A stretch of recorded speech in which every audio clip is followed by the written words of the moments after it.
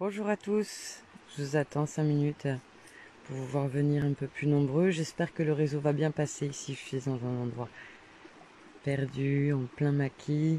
Depuis ce matin, je réfléchis, même depuis des jours, je réfléchis à quoi vous dire. Donc, je vous attends un peu. On va faire ce petit café. Donc j'ai changé le café de la libération. Ça me semble pas mal parce que le café de la révolution, peut-être ça paraît trop utopique. Alors, la libération, je ne sais pas si ça paraît moins utopique. Mais en tout cas, je pense on peut pas mal développer là-dessus. Je vous montre un peu l'endroit de rêve où je suis en attendant d'arriver. Donc c'est l'un de mes lieux de refuge. J'ai quitté Bastia là hier. Je vous montre un peu. On a une magnifique rivière. Je suis pas prévenue là. Voilà. Regardez ce petit lieu de paradis. Je vais vous faire un tour. Bonjour à tous. Donc voilà, on est à la rivière. Je vous fais un petit tour d'horizon, j'espère que ça va capter. Dites-moi si on m'entend bien, dites-moi s'il n'y a pas de problème de connexion. Voilà, où je suis, les pieds dans l'eau. Il y a des libellules, il y a un beau soleil. L'eau est claire et limpide. Et c'est super. Donc c'est chez des amis, ils se sont fait un petit écolieu. Et je vous montre un peu tout ça en attendant de vous voir venir. Voilà, n'hésitez pas à me dire si on entend bien. Vous avez vu le cadre quand même. On a de la chance, on a Mike, le toutou du lieu, qui est là, un chien génialissime. Il y a plein de poissons, de têtards dans l'eau. Ce matin, j'ai fait ma petite méditation pour essayer de me ressourcer un peu parce que c'est vrai que les temps sont durs et qu'on en a un peu ras-le-bol là de subir tout ce qu'on subit là depuis des mois. Et voilà, il y a des petits endroits tranquilles pour se poser. Je vous montre un peu tout ça, on va monter. Je vais vous faire quelques lectures aussi ce matin. Donc voilà, si vous voulez me rejoindre, je vous présente ce lieu volontiers.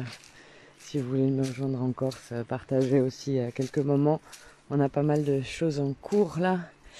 Voilà, ici les animaux, la journée sont en liberté.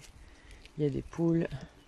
Ici ça va être un petit espace pour se poser tranquille. On va mettre un sommier, un matelas.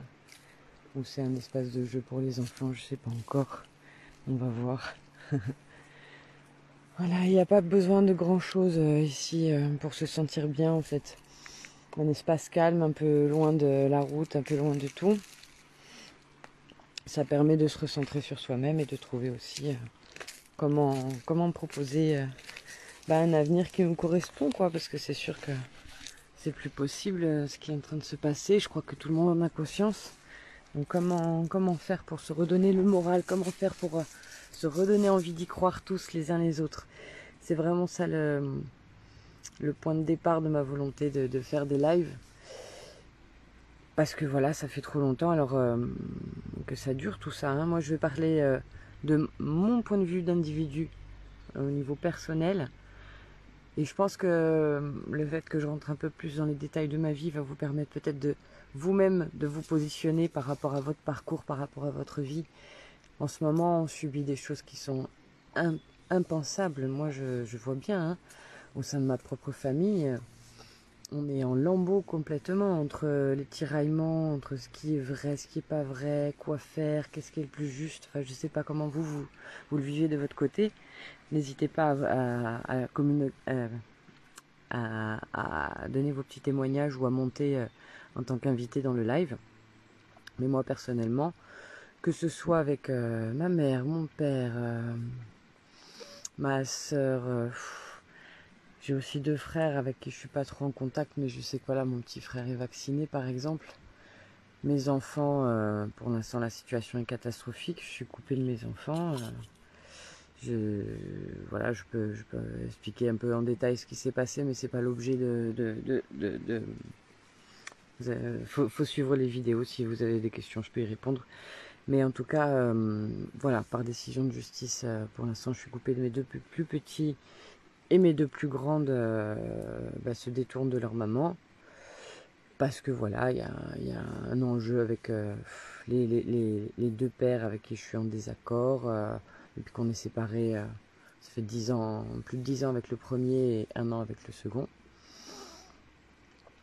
Et du coup, j'ai l'impression vraiment que, du point de vue de notre famille en tout cas, tout le contexte extérieur nous pousse vraiment à faire les pires des choix, les pires des... Enfin, on répond plus, au bon sens. Oui, désolée pour cette petite interruption. Voilà. Ça capte pas toujours bien ici, alors ça a coupé. Je vais prendre juste un peu de lecture. Hop. Je vais vous montrer aussi la petite cabane où on est. Il y a du ménage de fait ici. Donc, tout ça.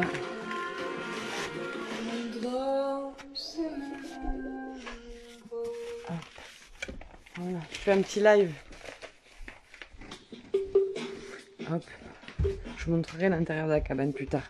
Je vous attends pour revenir. Allez donc, le lieu où je suis, comme on est bien. Ici, tranquillos. En pleine nature. Petit jardin. Jusque là-bas. Vous avez un four solaire. Vous avez toute une maison agréable. Il y a des panneaux solaires un peu plus bas. Il y a des bacs un peu partout. On a un autre, le chien qui se régale. On a un autre potager par ici. Hier j'ai ramassé des tomates et une récolte de patates aussi. Il y a de l'eau de source qui coule. C'est vraiment top, sympa. Regardez. Et les courgettes qui poussent directement sur le compost. Un peu plus bas le poulailler. Bonjour Sonia. Alors je vais me poser à un endroit ici. Ici ça a l'air de bien capter. Alors on va rester là peut-être. Je ne vais pas descendre. Allez. Zou. Donc voilà, ici c'est vrai que c'est un petit endroit de paradis. J'en ai pas mal ici en Corse pour me poser et réfléchir un peu, faire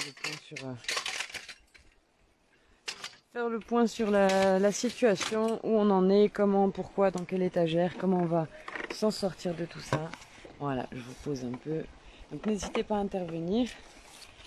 Moi pour aujourd'hui j'avais envie de vous faire le point sur un petit bouquin dont je vous ai déjà parlé. Ça peut être un moyen de faire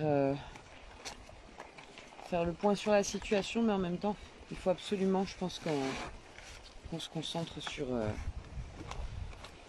sur l'avenir. Qu'est-ce qu'il nous reste à mettre en place là? Je ne sais pas si vous vous rendez compte, mais je parlais de ma situation familiale. On n'est plus en capacité de s'écouter, on n'est plus en capacité de raisonner, et j'essaie de comprendre sociologiquement d'où ça vient. Alors j'ai pas fait d'études de sociologie, mais j'ai longtemps bêché là-dessus. C'est des sujets qui m'ont toujours intéressé, les sciences humaines. Et donc par rapport à ça, ça demande du temps, ça demande de la recherche, de l'analyse. Et au gré de mes formations aussi en éducation populaire, j'ai beaucoup appris de comment voilà, proposer autre chose, comment sortir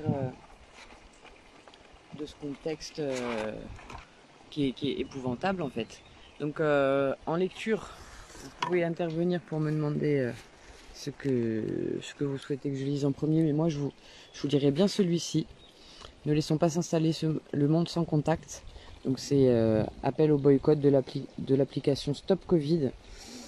Donc c'est peut-être un petit peu tard pour vous en parler, mais en tout cas on est en plein dedans, et ce bouquin-là, j'ai mis du temps avant de tomber dessus, mais maintenant que je l'ai lu, il me semble indispensable de vous en faire part. Alors ce que je peux faire, c'est que je vais vous le mettre en lien et vous ferez des captures d'écran, et je vais vous poster toutes les pages.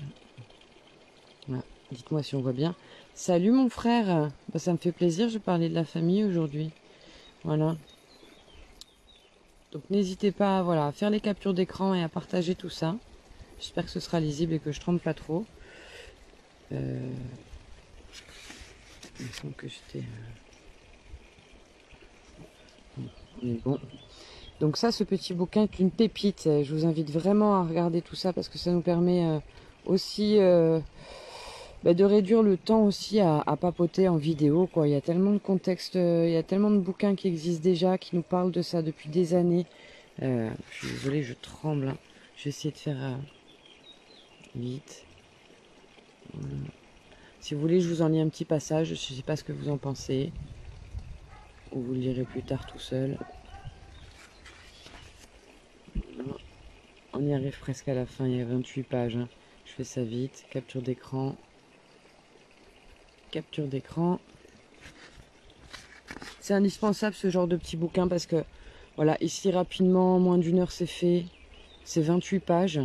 Et je pense que c'est indispensable pour passer à autre chose parce qu'à un moment donné, on peut créer du débat sur tout. Mais on peut pas polémiquer sur des faits qui sont indéniables, quoi. Les faits sont les faits. On peut jouer sur les chiffres, jouer sur la peur, on peut jouer sur plein de trucs. Mais à un moment donné, quand on voit tout ce qui est en train de se révéler, donc on en était là.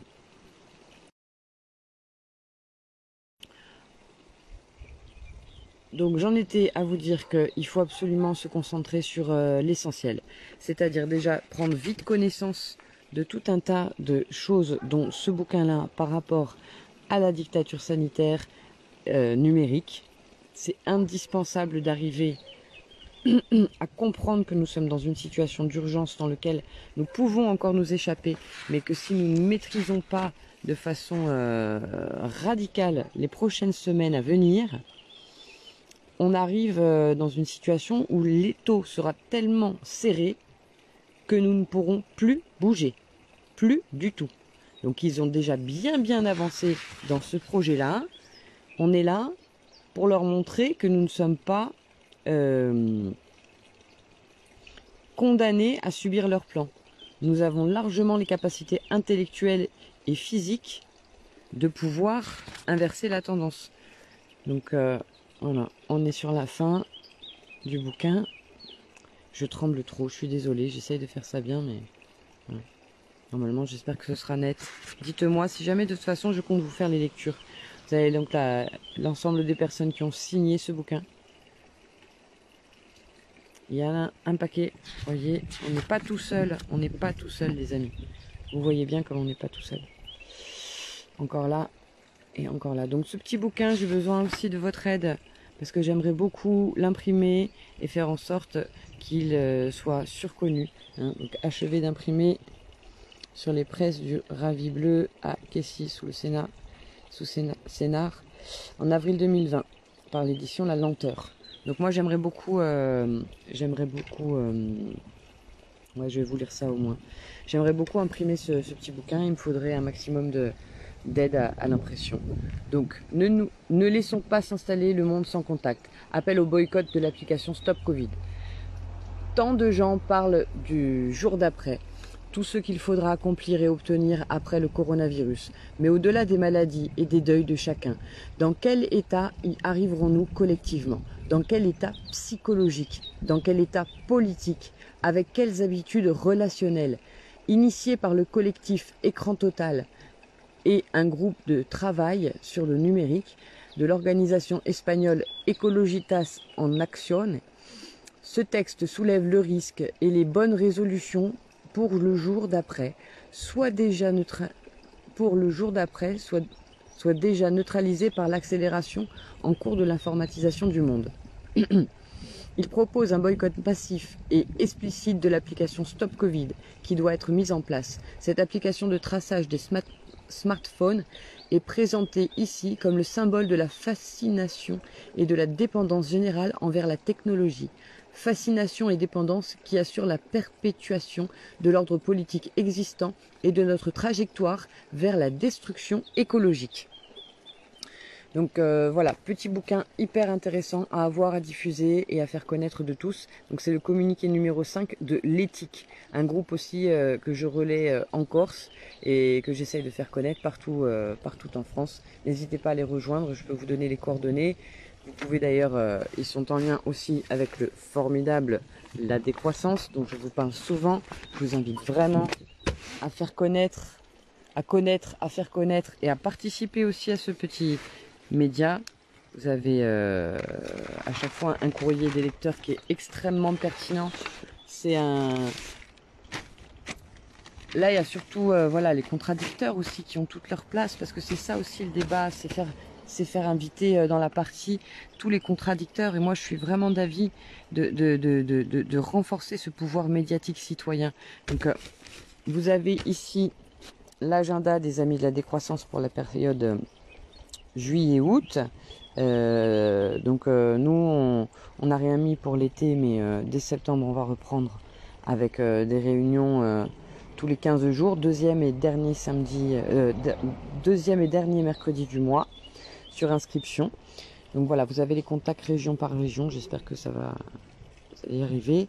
Et donc pour le contact de l'éthique, vous contactez à Montpellier Nathanaël. Et voilà, je vous invite vraiment donc à suivre ce journal qui est vraiment extraordinairement bien fait. Avec voilà, moi des fois j'étais choquée par des articles de La Décroissance alors qu'il m'en faut quand même maintenant. Il y a Serge Latouche, il y a... Ils sont pas piqués du verre, hein. Franchement ils sont top. Enfin bon, bref. Continuons de faciliter cette décroissance. Je vous ai déjà parlé aussi de l'excellent guide de la transition écologique et citoyenne, le guide essentiel de la transition de Rob Hopkins.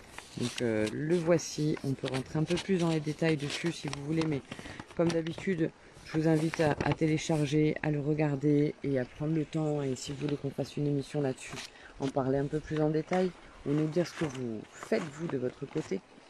C'est vrai que ce serait une bonne chose. Donc le guide essentiel de la transition, vous voyez, c'est ce petit manuel là. Vous le trouvez sur transitionnetwork.org, et vous avez la version française sur le réseautransition.be, les acteurs du changement positif. Donc moi voilà, c'est exactement ce que j'ai lancé il y a des années avec le petit magazine Bouge ta Corse, le magazine des énergies positives. Et c'est vraiment ça, si nous voulons aller plus loin dans cette envie commune de créer du sens et de retrouver du lien, il faut absolument se débrouiller sur une gestion médiatique, une veille médiatique citoyenne. C'est-à-dire aller de l'avant et ne pas laisser les principales entreprises libres d'éditer l'information qu'elles souhaitent. On voit bien ce que ça peut donner comme conséquence.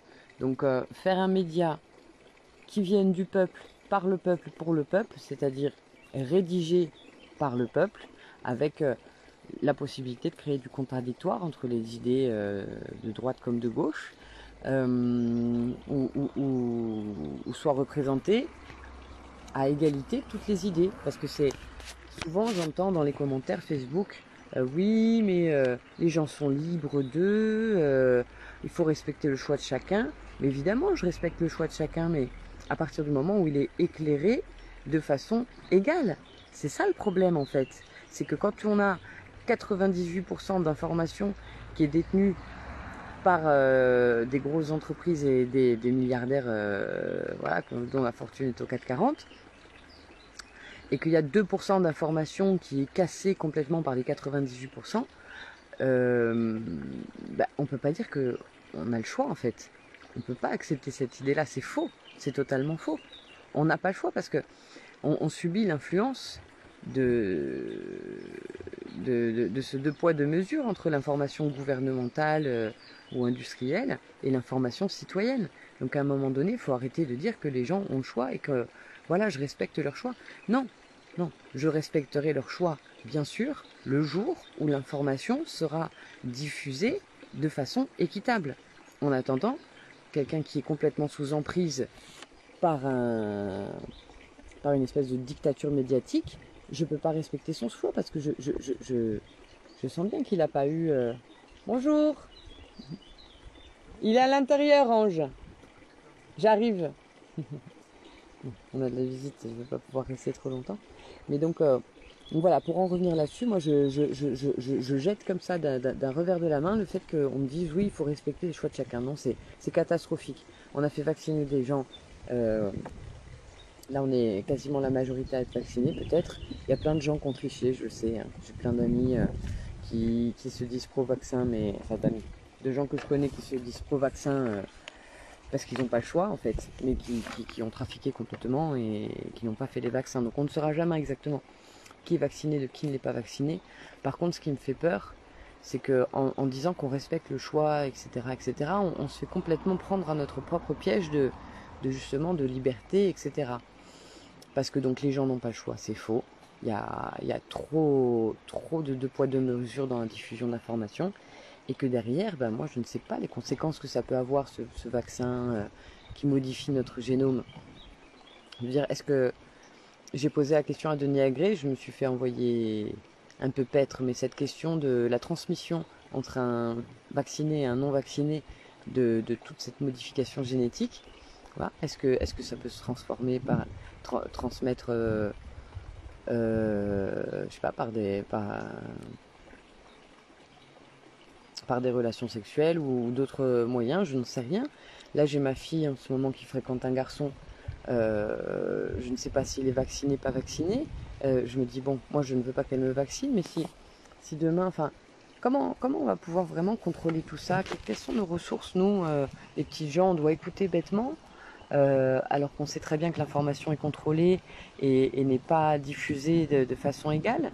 Enfin, on se laisse complètement entourlouper là dans quelque chose qui nous dépasse complètement et dont on paiera les conséquences pendant très longtemps. Donc l'urgence, c'est vraiment de faire en sorte que tous ces petits médias-là, que ce soit la décroissance, que ce soit d'autres initiatives citoyennes puissent être distribuées et que tout le monde soit mis au courant. Ça, c'est notre propre responsabilité. Donc faire du porte-à-porte, faire du démarchage, faire du colportage, c'est des choses qui sont essentielles si nous voulons reprendre le pouvoir et sortir du tout cybernétique. L'idée du colportage, c'est quelque chose sur lequel j'insiste. C'est une façon de retisser du lien.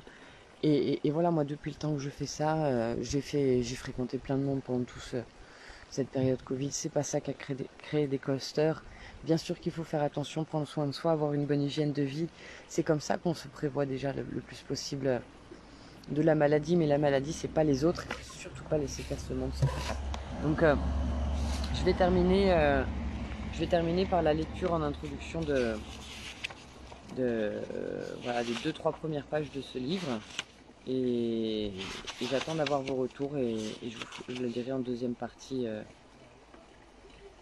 Je vous lirai la suite en deuxième partie. Alors, du point de vue sanitaire, l'épidémie de Covid-19 mettra du temps à livrer tous ses mystères. Le brouillard qui entoure l'origine de la maladie, sa diffusion et sa létalité ne pourra se dissiper que lorsqu'elle cessera de frapper dans autant de pays à la fois. À ce jour, personne n'a l'air de savoir quand une telle épidémie et accalmie se produira. D'ici là, pour continuer de vivre, nous devons ni sous-estimer ni surestimer cette épidémie en tant que telle. Par contre, ce que nous sentons très clairement, c'est que la crise sanitaire a des chances importantes de participer à l'avènement d'un nouveau régime social. Un régime basé sur une peur et une séparation accrue, encore plus inégalitaire et étouffant pour la liberté. Si nous prenons la peine de lancer cet appel, c'est que nous pensons que cela n'est pas joué d'avance et que les possibilités vont se présenter pour la population de l'empêcher. Mais alors que nous, simples citoyens, ressentons violemment la fragilité de nos existences face à la menace du virus ou d'un confinement long, l'ordre politique et économique en vigueur semble, lui, à la fois ébranlé et renforcé par la secousse en cours. Il paraît en même temps fragile et très solide sur ses bases, les plus modernes, c'est-à-dire les plus destructrices socialement. Les plus modernes, entre guillemets, il y a marqué. C'est-à-dire les plus destructrices socialement. Bien sûr, il n'a pas échappé à grand monde que la situation présente a permis au gouvernement de nombreux pays de tétaniser, pour un temps indéterminé, les contestations parfois extrêmement vives dont il faisait l'objet depuis plusieurs mois. On parle des gilets jaunes, je crois, non? Mais ce qui est tout aussi frappant, c'est que les mesures de distanciation interpersonnelle et la peur du contact avec l'autre générées par l'épidémie entretient puissamment en résonance avec des tendances lourdes de la société contemporaine. La possibilité que nous soyons... Voilà les amis, bon, on a eu une petite interruption ce matin, désolé. Je prends tout juste mes repères pour essayer de trouver du réseau ici. J'en ai trouvé et là j'ai Ange, mon ami, qui nous fait une petite démonstration. Toc toc toc. On est au milieu des courges et des courgettes. Une petite démonstration donc de four solaire. Vous voyez, donc ça capte les rayons. On est en train de faire cuire quelques petits oignons. Vous voyez bien que c'est comme ça bouillotte là. Je sais pas si vous voyez bien. Et donc voilà, ça sent doucement les échalotes, ça prend tranquillement les rayons du soleil. Et ça se fait petit à petit. On va mettre des tomates et on va laisser ça cuire. Pendant ce temps, on s'occupe du potager. Là, il y a un autre four solaire pour faire sécher. Voilà, donc les tomates qui ont poussé ici même. Et on va les retrouver dans notre assiette tout à l'heure. Un petit coin de paradis. Un peu isolé du monde. Ouais, la petite cabane au fond du jardin avec un toit ouvrant. Des fruitiers qui arrivent. L'eau, c'est la source. Ici, l'eau, elle est recyclée, réutilisée. L'hiver, elle arrive directement là. Et l'été, il y a une pompe. Qui la prend directement d'en bas. Donc voilà mon petit lieu où j'aime bien me ressourcer. Mon petit lieu, on est pas toute seule, hein, mais vous voyez. Tac, tac, tac.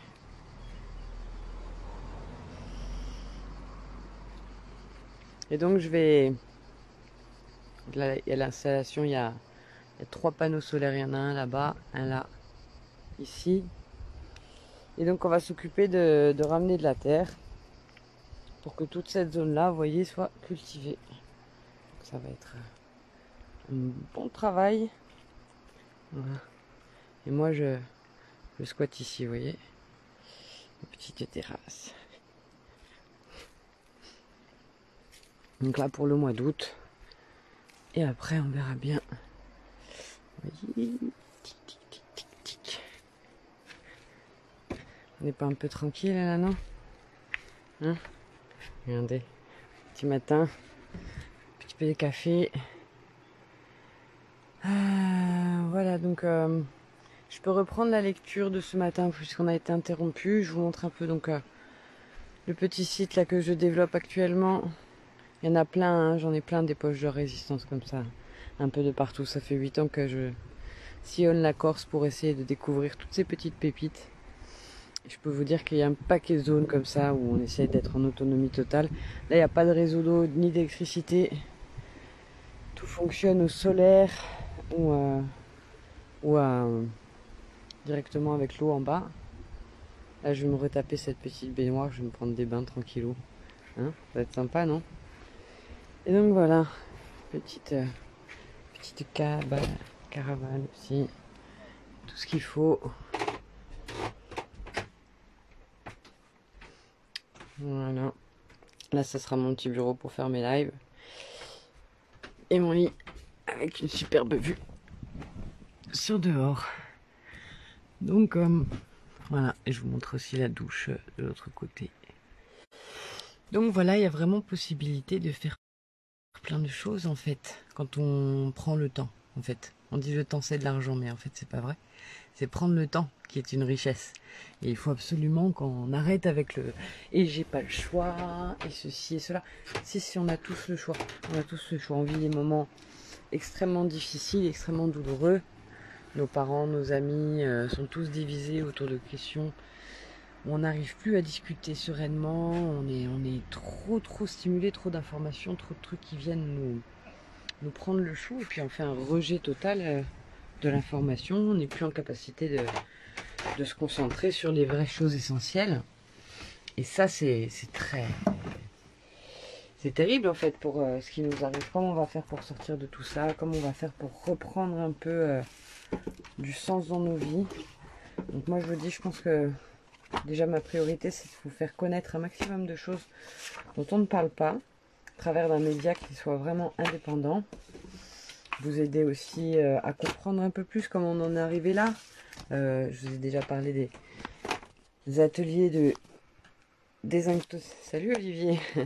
Des ateliers de désintoxication de la langue de bois, ça me tient à cœur énormément.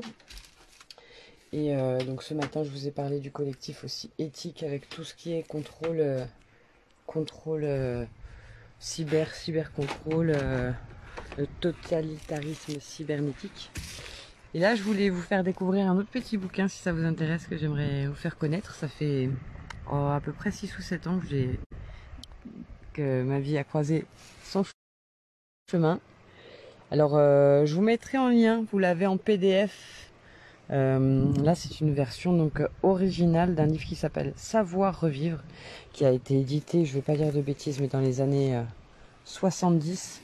Ouais, c'est une relique. Et vous voyez, il est entièrement écrit et illustré à la main. Tous les dessins. Et là-dessus, grâce à ça, vous allez apprendre... Vous allez apprendre tout ce dont il vous faut pour retrouver le savoir revivre.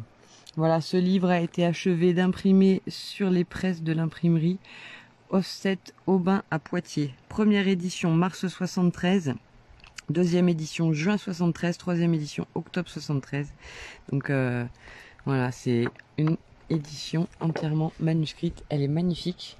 Et je vous invite à taper donc le guide du savoir revivre, vous allez le trouver en PDF à télécharger et à imprimer, pourquoi pas, parce que il y a vraiment énormément de choses. C'est classé dans l'ordre alphabétique. Voilà, les numéros indiqués sont ceux des titres et non ceux des pages. Donc abcès, abeille, abreuvoir, accouchement, acné, aérophagie, allaitement, aliment, alimentation des bébés, altise, je sais même pas ce que c'est, anémie, angine, anxiété. Donc au fur et à mesure, vous voyez qu'il y a énormément de... Il est très complet. Voilà. Je vous montre une page par exemple, comment gérer des poules. Et vous avez le plan du poulailler, comment créer votre poulailler, les chevaux, les vaches, les chèvres. En fait, on va regarder un peu la présentation de départ. Vous voyez, il faut que je le scotch, il faut que j'en prenne soin. Voilà. Jacques Massacrier. Ouais, c'est ça. Édition Albin Michel, c'est vieux. Hein. Je peux vous lire ça. Arrêtez! À quoi bon lancer des cris d'alarme contre la société de consommation et d'industrialisation, contre la pollution qui en résulte? Si nous continuons à faire vivre les industries qui nous empoisonnent et épuisent les ressources naturelles de notre planète, pourquoi entretenir les mauvaises herbes qui étouffent les légumes de notre jardin? Dans le tumulte de la foule indifférente des grandes cités, on ne perçoit plus les plaintes, alors n'usons pas le peu d'oxygène qui nous reste à crier notre désarroi.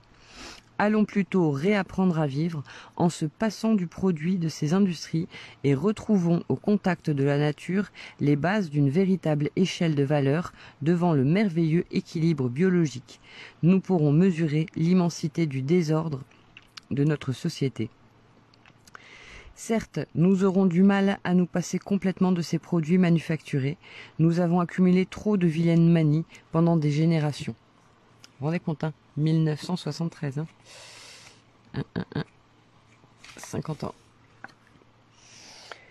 Peut-être ne faudrait-il pas éliminer une production industrielle dans un intérêt commun. Peut-être ne faudrait-il pas éliminer une production industrielle dans un intérêt commun et limiter aux choses essentielles. Mais comment les déterminer puisque nous avons précisément perdu la notion de l'essentiel. Mettons nos connaissances en veilleuse, allons méditer sur l'opportunité de leur utilisation, reconsidérons les éléments primordiaux de notre existence. Il faut avoir un puits pour connaître la valeur de l'eau. Il faut faire pousser un arbre pour hésiter avant d'en abattre un autre. Il faut savourer les légumes de son jardin pour savoir à quel succès d'année nous étions accoutumés. Il faut couper son bois pour retrouver devant sa cheminée la véritable sensation du confort. Il faut confectionner ses propres vêtements pour ne plus avoir envie de subir les caprices de la mode. Il faut regarder vivre les animaux et les insectes avant d'exterminer quelques soi-disant nuisibles. Il faut retrouver la santé du corps et de l'esprit pour réaliser le plaisir de vivre et celui d'aimer. Je lui dis « Rends-moi cette cerise » tout de suite. Bien, répond le loriot. Il rend la cerise et, avec la cerise, les 300 000 insectes nuisibles qu'il avale en une année. Jules Renard. Chaque année, des centaines de milliers de gens prennent conscience de la stérilité de leur vie sociale, éprouvent le pressentiment des grands bouleversements ou des cataclysmes qui n'épargnent que les peuples primitifs, et ils partent pour réapprendre à vivre organiquement dans la nature. Cette nature que la plupart ont seulement abordée en vacances et en week-end. Ceux qui n'ont jamais fait pousser qu'un haricot dans un coton humide à l'école communale. Ceux qui voudraient bien construire un mur mais ne connaissent pas les proportions pour faire du ciment. Ceux qui ont toujours pensé qu'il fallait un coq dans un poulailler pour que les poules puissent pondre. Ceux qui sont désemparés lorsqu'ils n'ont pas de médecin pour soigner le moindre malaise. Ceux qui s'imaginent qu'il faut être tailleur pour confectionner des pantalons ou boulanger pour faire du pain. Ce livre leur est destiné. Il leur apprendra des choses simples et élémentaires, les éléments de base qui sont généralement formulés d'une manière trop complexe pour les non-initiés dans les ouvrages spécialisés. Des recettes et conseils divers recueillis auprès de ceux qui ont vécu l'aventure en s'échappant des villes. Ils ont appris eux-mêmes à revivre avec la nature et nous proposent dans ce livre les solutions aux difficultés qu'ils ont éprouvées. En fait, il s'agit de remplacer le plus possible les produits du commerce par ceux que l'on peut faire facilement soi-même. Il ne faut pas espérer pouvoir vivre d'un jour à l'autre sur sa propre production, mais on peut rapidement réduire au strict minimum ses besoins financiers, surtout ceux qui vivent en communauté. En retournant près de la nature, nous contribuons à la protéger, nous réintégrons notre élément naturel et cessons de collaborer avec une société dont la vitalité est basée sur le gâchis. Nous sommes peut-être les pionniers d'une grande migration vers un monde meilleur qui est à notre porte. L'homme s'obstine à inventer l'enfer dans un milieu paradisiaque. Voilà. Donc c'est l'introduction de ce petit livre magique et on va c'est un peu comme la famille zéro déchet mais dans les années 70 quoi. Et on va réapprendre étape par étape à faire le choix de sa maison, l'endroit où on fait sa maison, les qualités, la terre, enfin on fait vraiment un point petit à petit et il élargit le plus possible. Sur les ordures, hein, vous avez 2 poubelles, une pour les déchets végétaux de la cuisine que vous utiliserez pour le compost et une autre pour les déchets non-organismes. On fait tout un pataquès en disant le zéro déchet, etc. Mais on n'a rien inventé, hein. Je vous assure, hein. On n'a rien inventé du tout. Alors, on a un petit peu de monde. Bonjour donc Christine, j'espère que tu vas bien Christine. Je te donne pas beaucoup de nouvelles en ce moment, mais on est actif quand même. J'attends Virginie avec impatience la semaine prochaine. Et on espère que ça va rapidement donner de belles choses, notre collaboration. Bonjour Pierrot, bonjour Djoua. Djoua l'idéaliste. Qui es-tu, Djoua? Si tu es en Corse, n'hésite pas à me faire signe. Hein. Donc voilà, c'était un petit mot pour vous montrer que malgré la situation, tout va bien. Faut rien lâcher. Demain, il y a encore plein de manifs. Moi, vis-à-vis de ces manifs, je sais pas quoi penser. Je sais vraiment pas quoi penser parce qu'on voit bien qu'à chaque fois il y a de grosses difficultés à discuter avec les organisateurs. Beaucoup de relations qui à mon avis, de mon expérience, sont problématiques. Et on ne sait pas trop où on va avec ça. Voilà, j'ai vu le résultat que ça donnait les dernières manifs sur France 3. Ben, la priorité, l'accent était mis en avant sur, bien sûr, le rapprochement avec l'extrême droite. Ça, j'en avais parlé tout de suite. Les organisateurs de ces manifs ne veulent pas en tenir compte. Donc, il y a deux solutions. Soit continuer de faire la résistance ailleurs tout le temps et ne pas forcément attendre le samedi qu'il y ait des manifs, soit faire les deux, c'est-à-dire venir aux manifs, mais nous aussi on peut récupérer des manifestations en parlant plus fort sur les solutions plutôt que de créer des divisions entre les peuples. Donc moi quand j'entends mes amis dits de gauche bien pensantes me dire non, j'irai pas aux manifs parce que je ne discute pas avec les fachos, il y a les fachos qui organisent, donc je n'y vais pas. Bah c'est à peu près la même mascarade qu'avec les gilets jaunes, donc on voit bien où ça mène. Ça crée du diviser pour mieux régner. Et moi je suis désolée, bah si on laisse la place aux gens d'extrême droite lors des manifs et qu'on ne se déplace pas là-bas, et ben on leur laisse le champ libre pour aussi convaincre des tas de gens qui sont perdus dans cette affaire-là et qui ont juste envie d'avoir voilà, ils sont prêts à écouter n'importe quel sauveur, quoi. Et si on laisse Philippot récupérer toutes ces âmes qui ont vraiment tout un tas de raisons pour être complètement perdus et désœuvrés, bah forcément on crée du terreau très facile pour l'extrême droite, quoi. Et ça c'est pas entendable. Donc amis de gauche, n'hésitez pas à vous bouger. Je vais vous laisser parce que j'ai un appel. On se dit à très bientôt. Allez.